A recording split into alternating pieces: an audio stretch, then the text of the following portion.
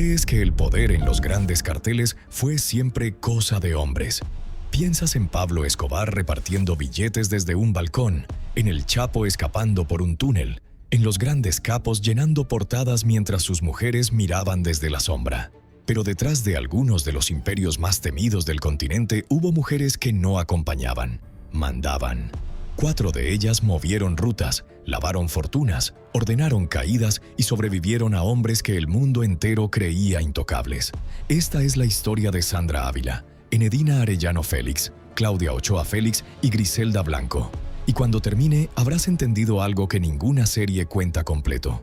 Que la jefa más letal de todas no fue solo la que más mandó, sino la que inventó el método con el que después la eliminarían a ella misma. Su historia es la última de esta lista, y es la que explica por qué su nombre todavía da más miedo que el de muchos hombres que la rodearon. Sandra Ávila Beltrán, la reina del Pacífico, nació en Tijuana el 11 de octubre de 1960, en una familia donde el dinero nunca fue un problema y el apellido lo era todo. Su tío era Miguel Ángel Félix Gallardo, el jefe de jefes, fundador del viejo cártel de Guadalajara y el hombre que durante una década controló casi todo el tráfico de sustancias que cruzaba de México a Estados Unidos. Su padre, Alfonso Ávila Quintero, era pariente de Rafael Caro Quintero, otro de los nombres fundacionales del negocio. Sandra creció entre fajos de billetes sobre la mesa, ranchos con caballos de carrera, joyas que su madre le iba heredando y una casa de Tijuana con billar y alberca donde cada hijo tenía su propia habitación. A los 13 años presenció su primer tiroteo y aquella imagen no la asustó, la educó. Aprendió que la sangre fría valía más que la belleza. Lo curioso es que Sandra no quería nada de esto. Se inscribió en Ciencias de la Comunicación en la Universidad Autónoma de Guadalajara con un sueño concreto: ser periodista, contar historias desde fuera del mundo que la había criado. Pero el apellido pesaba más que la vocación, y en su entorno los capos no eran personajes lejanos, sino tíos, padrinos y vecinos de mesa. Cuando dejó la universidad ya conocía a casi todos los hombres importantes del negocio mexicano. Conoció a Joaquín Guzmán Loera y a Ismael Zambada cuando aún no eran leyendas, sino socios. Y a diferencia de tantas mujeres que entraban a ese mundo como esposas o trofeos, Sandra entró como interlocutora. Hablaba el idioma de los números, de las rutas y de las comisiones. No estorbaba en la mesa, la presidía. Donde los demás veían a una mujer, los capos aprendieron a ver a una socia que entendía el negocio mejor que ellos. Su gran peculiaridad fue que nunca necesitó disparar para mandar. Mientras los hombres de su entorno construían su reputación a base de violencia, Sandra construyó la suya a base de contactos y de calma. Se movía entre el cártel de Sinaloa y los proveedores colombianos como una bisagra imprescindible, la persona que conocía a todos y de la que todos se fiaban. Le decían que tenía pies de gato, que caminaba sin hacer ruido, que negociaba en restaurantes de lujo vestida de joyas mientras otros se escondían en ranchos. Presumía de no haber probado jamás la sustancia blanca, y lo decía con un orgullo helado. Aseguraba que no la consumía para que ningún hombre se atreviera a tratarla como un trofeo. En un negocio de machos, convirtió el desprecio en blindaje. Pero la calma tiene un precio, y el de Sandra empezó a cobrarse con sus hombres. Se casó 2 veces, y las 2 con comandantes de la policía que terminaron del otro lado de la ley.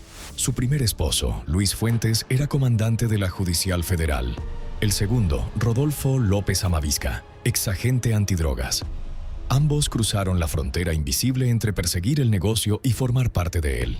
Y ambos terminaron eliminados por hombres a sueldo. Sandra enviudó 2 veces de la misma forma, viendo cómo los hombres que la rodeaban caían mientras ella seguía de pie, intacta, más rica y más temida. La leyenda del Pacífico crecía sola, una mujer que sobrevivía a todos sus maridos sin mancharse las manos.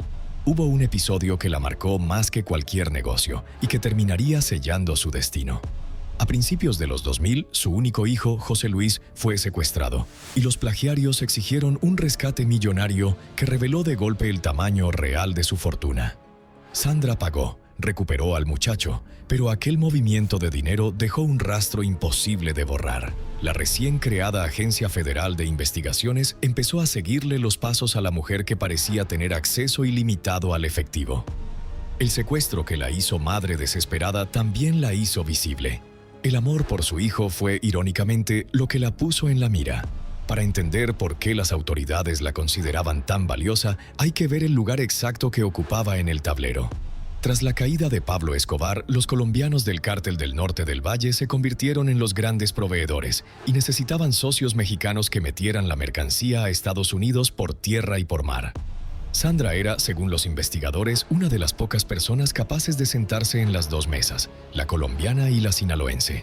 Hablaba con unos y con otros, conocía los códigos de ambos lados y su relación con el colombiano El Tigre la convertía en el enlace humano entre los dos mundos. En un negocio donde la confianza vale más que el dinero, ella era la confianza hecha persona. No transportaba la mercancía, transportaba los acuerdos. Era el puente, y los puentes mandan sobre todo lo que cruza por encima.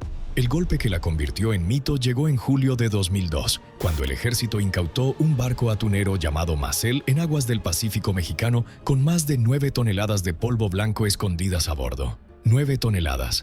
El peso de 2 camiones de carga llenos hasta el techo. Un cargamento cuyo valor en las calles de Estados Unidos se contaba en cientos de millones de dólares. Las autoridades empezaron a tirar del hilo y el nombre que apareció una y otra vez fue el de una mujer elegante que no figuraba en ninguna lista de pistoleros, Sandra Ávila Beltrán.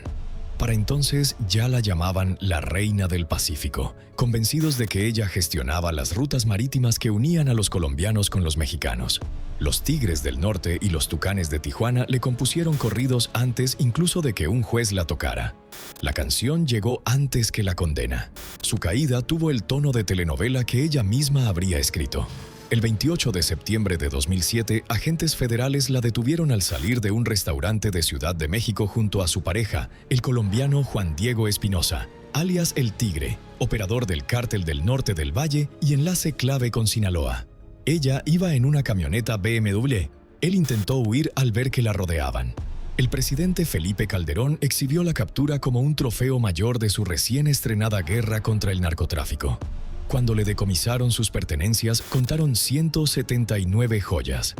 En el video del interrogatorio, fría y sonriente, se describió como una simple ama de casa que ganaba algo de dinero vendiendo ropa y bienes raíces. Nadie le creyó, y a ella no pareció importarle.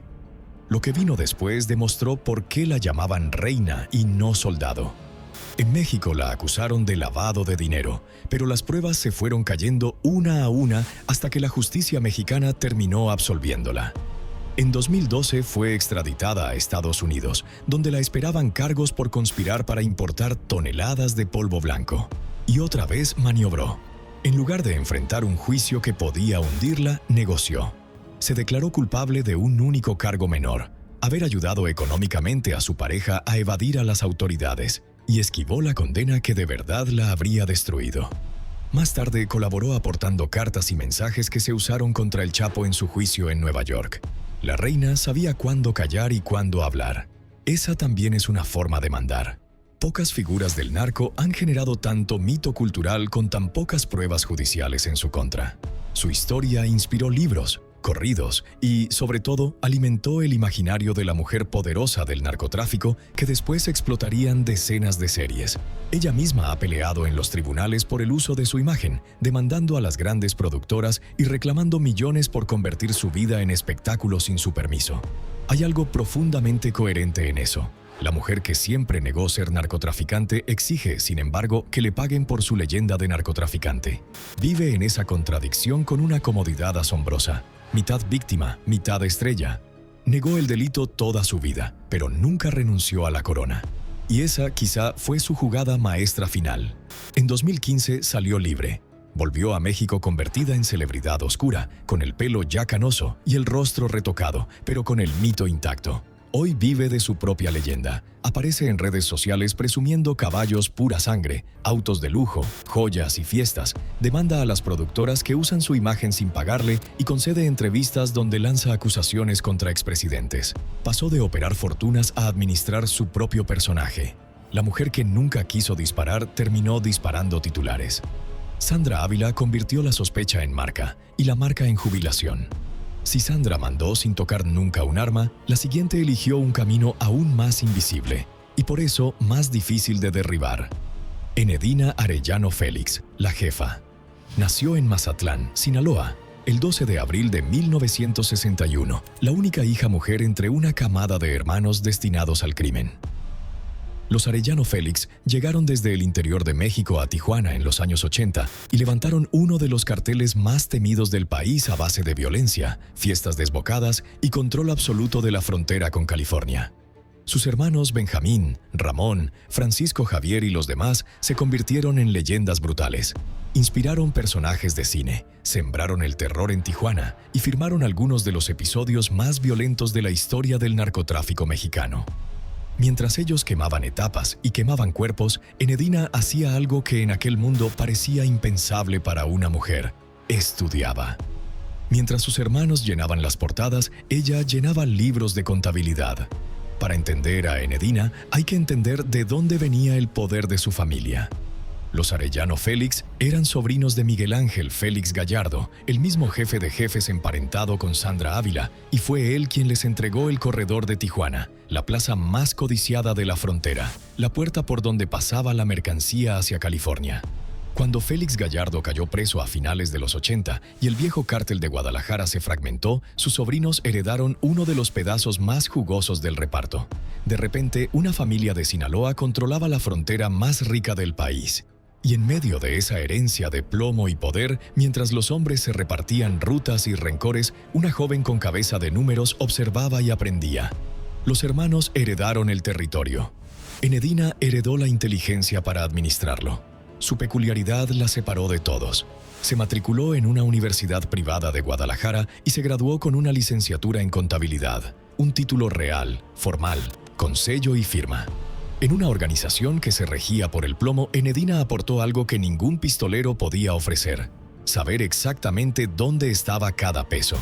A mediados de los años 80 ya colaboraba discretamente con el negocio familiar, pero las autoridades jamás la vieron como una cabeza visible.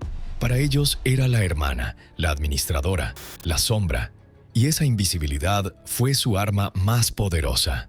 Mientras perseguían a sus hermanos por todo el país, nadie vigilaba a la contadora. Aprendió a esconder el dinero a plena luz del día.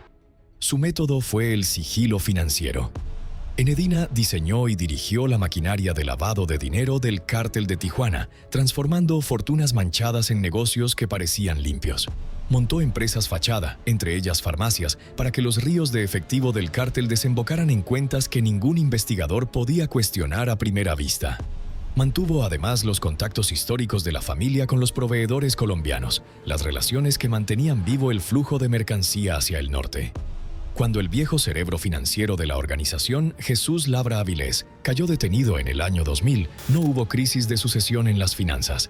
Simplemente, Enedina dio un paso al frente y ocupó el lugar que llevaba años preparando en silencio. El imperio no perdió un solo día de cuentas claras. Entonces, el tablero empezó a derrumbarse, pieza por pieza, y Enedina se quedó de pie. Su hermano Benjamín, el cerebro del cartel, fue capturado en 2002. Su hermano Ramón, el más violento, había caído poco antes. Uno tras otro, los hombres temibles de la familia fueron eliminados o encarcelados, hasta que en 2008 detuvieron a Eduardo, el último de los hermanos que sostenía la estructura. Y fue en ese momento, con todos los varones de la familia fuera de juego, cuando ocurrió lo que parecía imposible. Enedina Arellano Félix tomó el control total del cártel de Tijuana. La contadora invisible se convirtió en la primera mujer reconocida al frente de un gran cartel mexicano. La agencia antidrogas estadounidense llegó a describirla como la primera mujer en alcanzar la cúspide de una organización criminal de ese tamaño. La sombra resultó ser el centro. Para dimensionar lo que sostenía, hay que mirar la guerra que tenía encima. El cártel de Tijuana de los Arellano fue durante años el enemigo más feroz del cártel de Sinaloa, y la disputa por la plaza fronteriza dejó episodios que marcaron la historia criminal de México. Era una organización acostumbrada a resolver todo con violencia, en perpetuo conflicto con los grupos rivales que querían su corredor de oro. Y sin embargo, en pleno asedio, con sus hermanos cayendo y los enemigos apretando por todos los flancos, la estructura no colapsó. Alguien mantenía el dinero fluyendo, las cuentas cuadradas y los proveedores satisfechos mientras el mundo se incendiaba alrededor. Ese alguien firmaba con número, no con plomo. Mientras los hombres disparaban, Enedina sumaba. Su reinado lo gobernó como había gobernado las cuentas, sin ruido. Dirigió alianzas, sostuvo el negocio frente a la presión brutal del cártel de Sinaloa que le disputaba la plaza y manejó la organización junto a su hijo Luis Fernando Sánchez Arellano, hasta que él también fue capturado en 2014. Mientras los capos del país caían entre persecuciones espectaculares, tiroteos y portadas, Enedina seguía sin foto reciente, sin video, sin escándalo. Las autoridades la buscaban casi sin saber qué cara ponerle. Acumuló cargos por tráfico de sustancias y lavado de dinero, y aún así su rastro se difuminaba una y otra vez entre papeles y empresas. La mujer más buscada del cartel era también la más difícil de fotografiar.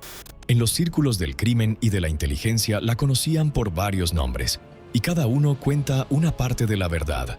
La llamaban la jefa, por el mando que terminó ejerciendo, la madrina, por el peso de su apellido, y también la narcomami, por esa mezcla de matriarca familiar y cabeza criminal que encarnaba como nadie. Su marido, Luis Raúl Toledo Carrejo, fue señalado por el Departamento del Tesoro estadounidense por sus vínculos con el cártel, lo que confirma que el poder de Enedina no era un rumor, sino un hecho documentado por dos gobiernos. Su hermana Alicia y su hijo Luis Fernando completaban el núcleo de confianza de una organización que, pese a todas las caídas, nunca terminó de destruirse. Donde otros carteles se desmoronaban tras perder a su líder, el de Tijuana sobrevivía, porque su verdadera cabeza no estaba en la calle, sino en los libros de cuentas. Y ahí está lo más inquietante de su historia, que apenas existe en las imágenes. No hay corridos que la canten como a Sandra, no hay fotos suyas con armas en redes, no hay serie que la haya inmortalizado con nombre y apellido. Enedina entendió antes que nadie que la fama era una condena y el anonimato, una fortaleza. Mientras Sandra coleccionaba corridos y Claudia coleccionaba seguidores, ella se dedicó a no dejar rastro, y ese fue su mayor lujo. Mientras sus hermanos ardían en su propia leyenda, ella eligió no tener ninguna. Y por eso, mientras casi todos los grandes capos de su generación están muertos o presos, su paradero siguió siendo durante años una incógnita oficial. Quien manda en las sombras dura más, hasta que un día deja de aparecer del todo. Hasta aquí hemos visto a dos mujeres que llegaron al poder por mérito propio. La siguiente llegó por la puerta contraria, y ese contraste lo cambia todo. Claudia Ochoa Félix, la emperatriz de los Antrax, nació en Culiacán, Sinaloa, en 1987, en el corazón mismo del estado que vio nacer a los carteles mexicanos más poderosos. Era hija de una familia de clase media, estudió en un colegio de bachilleres y cursó la carrera de enfermería. Un perfil tan común que nada anunciaba lo que vendría después. Pero Claudia tenía un instinto que ninguna de las otras tuvo en su juventud. Entendía la imagen. Llegó al estrellato criminal no por una ruta, ni por una contabilidad, sino por una pantalla. En el mundo de los viejos capos mandabas controlando territorio. Claudia descubrió que también se podía mandar controlando la atención. Conviene entender qué era realmente los Antrax para medir el peso del título que le colgaron. No era una banda menor. El Departamento del Tesoro de Estados Unidos los describió como un brazo extremadamente violento del cártel de Sinaloa, encargado de la seguridad personal de Ismael Zambada y su familia, y de eliminar a los grupos rivales que se atravesaran. José Rodrigo Arechiga, el chino Antrax, había pasado de ser un humilde taquero a un operador clave de Zambada, y lo presumía todo en redes. Fiestas con personajes famosos, autos imposibles, una vida de exceso documentada foto a foto. Arechiga inventó un estilo, el del narco que enseña su lujo a cámara. Y Claudia, a su lado, lo perfeccionó. Él construyó la célula. Ella heredó el escaparate. Su peculiaridad fue absolutamente moderna. En 2013 empezaron a circular fotografías suyas en redes sociales que parecían sacadas de una película. Posando con armas de grueso calibre, al volante de autos de lujo, rodeada de fajos de billetes, en residencias opulentas y viajes al extranjero. La prensa la bautizó como la Kim Kardashian de Sinaloa, y el apodo se le quedó pegado a fuego. Se la relacionó sentimentalmente con José Rodrigo Arechiga Gamboa, el chino Antrax, jefe de un brazo extremadamente violento del cártel de Sinaloa, encargado de proteger a Ismael Zambada y de eliminar a los grupos rivales. De esa relación nació su corona mediática. Cuando Arechiga fue detenido en el aeropuerto de Ámsterdam a principios de 2014, los reflectores buscaron a alguien que ocupara su lugar simbólico, y la encontraron a ella. Su fenómeno solo se explica entendiendo el momento exacto en que apareció. A principios de la década de 2010, las redes sociales estaban transformando la narcocultura. Ya no bastaba con el corrido y el rumor, ahora el lujo criminal se exhibía en tiempo real, foto a foto, para una audiencia de millones. Claudia encarnó ese cambio mejor que nadie. Joven, atractiva, fotogénica y rodeada del imaginario del poder, se convirtió en la imagen perfecta para un público hambriento de glamour peligroso. Cada publicación suya con un arma o un fajo de billetes se multiplicaba por miles, y los medios alimentaban la bola de nieve con titulares cada vez más grandes. No importaba si mandaba de verdad, importaba que lo parecía. En la era de la pantalla, parecer poderosa era una forma de serlo, y Claudia parecía la mujer más poderosa de Sinaloa. Aquí está la cifra que nadie cuenta cuando se habla de Claudia Ochoa, la del vacío entre la imagen y la prueba. Se la presentó como la emperatriz que había heredado el mando de los Antrax tras la caída del Chino, una líder armada y peligrosa al frente de una célula letal. La maquinaria mediática la convirtió en la nueva cara del terror de Sinaloa de la noche a la mañana. Pero las acusaciones nunca se sostuvieron en un expediente.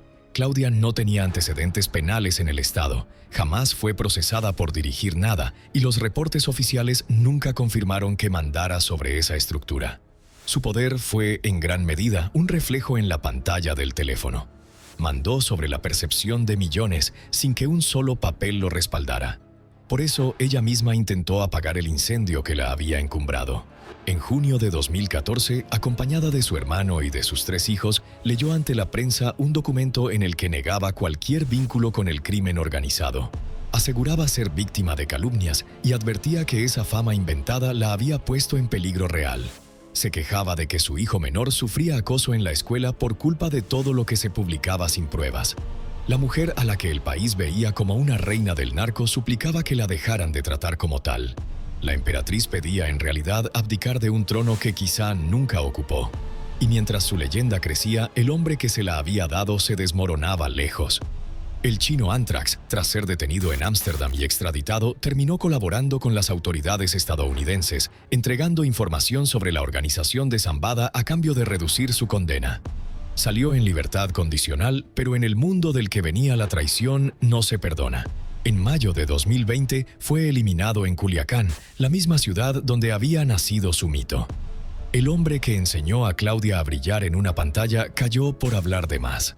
Los 2 protagonistas de aquel romance fotogénico murieron jóvenes, violentamente o entre sustancias, con pocos meses de diferencia. El escaparate que los hizo famosos también los señaló. El final llegó tan ambiguo como había sido su reinado. La madrugada del 14 de septiembre de 2019, tras salir de un centro nocturno de Culiacán, Claudia se retiró a una vivienda del fraccionamiento Isla Musala acompañada de un hombre. Horas después, cuando él intentó despertarla, no respondió. Los paramédicos solo pudieron confirmar que había muerto. Al principio se habló de sobredosis, después de asfixia, y los rumores de un crimen oculto se dispararon de inmediato. La Fiscalía de Sinaloa terminó descartando un ataque violento. Concluyó que murió de una asfixia por broncoaspiración asociada al consumo de alcohol y otras sustancias. Tenía 32 años. La mujer que vivió de la imagen murió en una habitación, sin cámaras, sin testigos y sin certezas. Su caso encierra la ironía más amarga de las 4. Claudia Ochoa Félix fue, quizá, la mujer menos poderosa de esta lista en términos reales y al mismo tiempo una de las más famosas del mundo. No movió toneladas como Sandra, ni lavó fortunas como Enedina, pero su rostro recorrió el planeta entero como símbolo del poder femenino en el narco. Construyó un imperio que cabía entero dentro de una pantalla, y ese imperio la devoró igual que devora a los de verdad. La fama que no necesitó merecer fue exactamente la que la condenó. Murió siendo emperatriz de un reino que tal vez solo existió en las fotos. Y ahora llegamos a la última, a la que dejamos para el final por una razón muy concreta. Griselda Blanco, la madrina. Nació en la costa caribeña de Colombia el 15 de febrero de 1943 y se crió en la pobreza extrema de Medellín, a donde su madre la llevó siendo una niña. Su infancia fue una herida abierta. A los 11 años, según su propio expediente, participó en el secuestro de un niño de un barrio acomodado al que terminaron eliminando cuando la familia se negó a pagar el rescate. A los 14, huyó de casa para escapar de los abusos de la pareja de su madre, y sobrevivió robando carteras y falsificando dinero en las calles. No tuvo padrinos ni apellidos poderosos como las mexicanas. No heredó un imperio. Lo construyó desde la nada, con las manos y con el miedo que sabía sembrar. Antes de cumplir 13 años, ya había aprendido la única lección que la guiaría toda la vida. El poder se toma por la fuerza. Su peculiaridad fue que llegó primero y enseñó a los demás. Cuando Pablo Escobar todavía no era nadie, Griselda ya tejía rutas hacia Estados Unidos. En los años 70 emigró con sus hijos a Nueva York y luego a Miami, y montó una red de distribución de polvo blanco que ningún hombre había imaginado a esa escala. Fue una de las arquitectas de lo que después se conocería como el Cártel de Medellín, patrocinadora del propio Escobar en sus inicios y maestra de una generación entera de criminales. Inventó técnicas que se volverían marca registrada del negocio: ropa interior con compartimentos secretos para cruzar la mercancía por los aeropuertos, redes de mujeres que pasaban desapercibidas en las aduanas. En la cúspide, su organización vendía sustancia blanca por valor de unos $80 millones al mes solo entre Nueva York, Miami y Los Ángeles. 80 millones mensuales en los años 70. Una cifra que ajustada a hoy superaría con holgura los 300 millones, suficiente para comprar una ciudad pequeña entera cada 30 días. Su ascenso tuvo un primer acto que pocos recuerdan y que explica todo lo demás. Ya en 1975, Griselda fue acusada en Estados Unidos junto a una treintena de subordinados en lo que entonces fue el caso de tráfico de sustancia blanca más grande de la historia del país. En lugar de entregarse, hizo lo que haría toda su vida cuando el cerco se cerraba: desaparecer. Huyó a Colombia antes de que pudieran detenerla y dejó que el tiempo enfriara la persecución. Cuando volvió a Miami a finales de los años 70, el terreno había cambiado. Habían surgido nuevos rivales y ella regresó dispuesta a recuperar por la fuerza el imperio que consideraba suyo. Esa segunda llegada fue la que desató la guerra. Griselda no volvió a competir, volvió a reinar, y a quien estorbara lo borraba del mapa. Pero la verdadera firma de Griselda no fue el dinero, sino el método con el que lo defendía. Y aquí está el corazón de esta historia.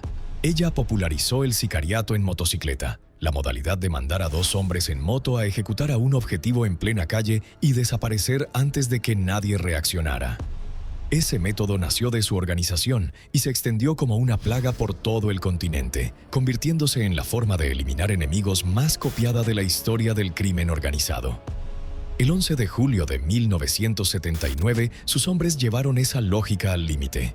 Entraron a una licorería del centro comercial Dadeland de Miami, a plena luz del día, dentro de una camioneta rotulada con un irónico letrero de suministros para fiestas, y abrieron fuego contra un narcotraficante que le debía un cargamento.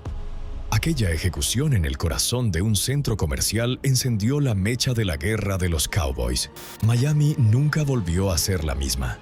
El crimen de Dadeland merece contarse despacio, porque cambió las reglas del juego para siempre.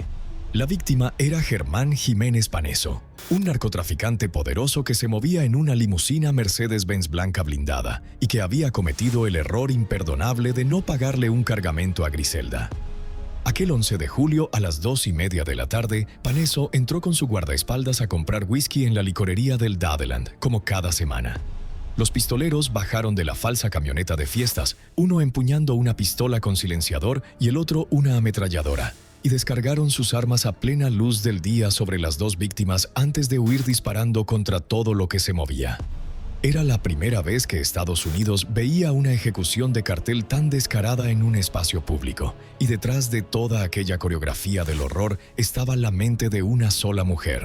Miami descubrió ese día que el miedo tenía nombre de mujer. Las cifras de aquella época todavía estremecen. La violencia que Griselda desató convirtió a Miami en la ciudad más letal de Estados Unidos. En 1980 la ciudad contó 573 homicidios y al año siguiente la cifra subió a 621.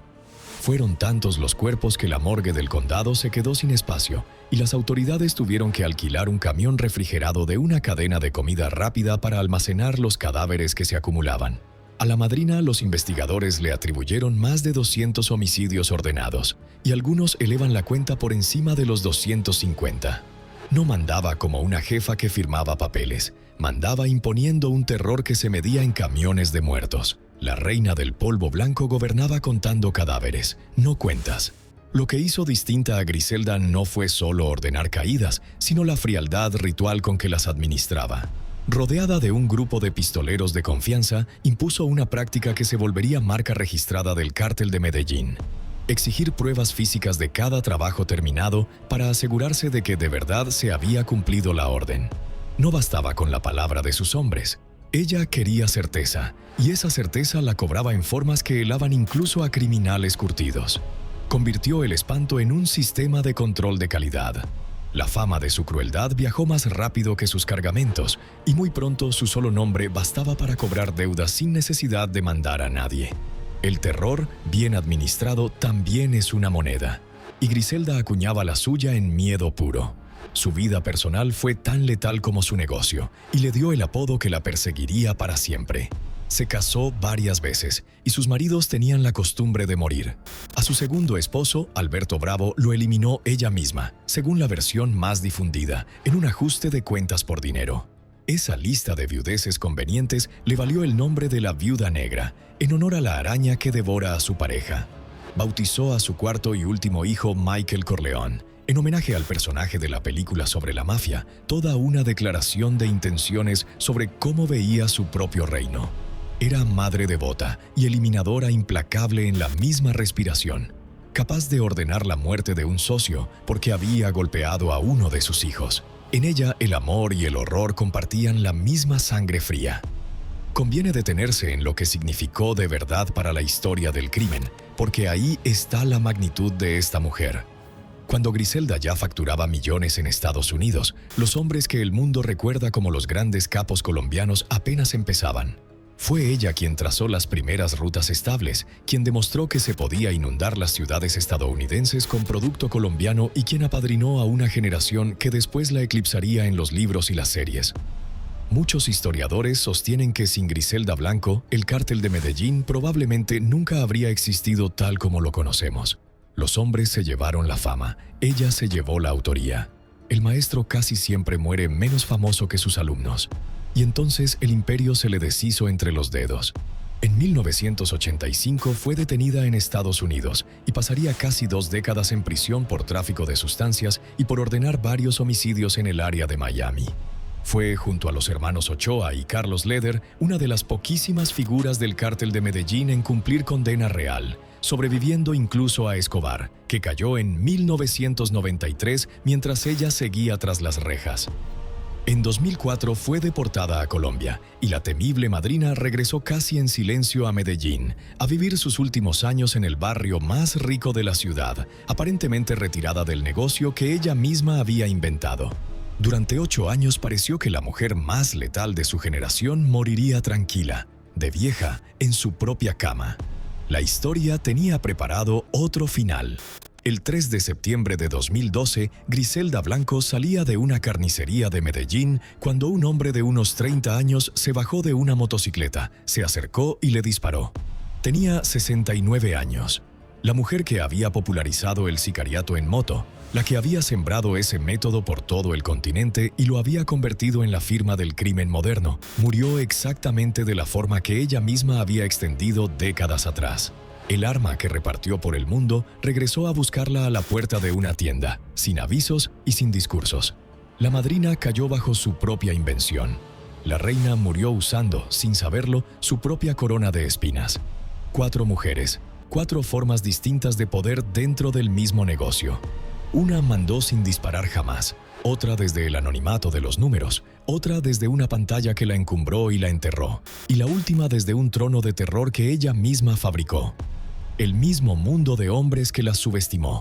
4 reinas que mandaron más que muchos capos cuyos nombres todavía recuerdas. Quien siembra el método con el que manda, tarde o temprano lo cosecha.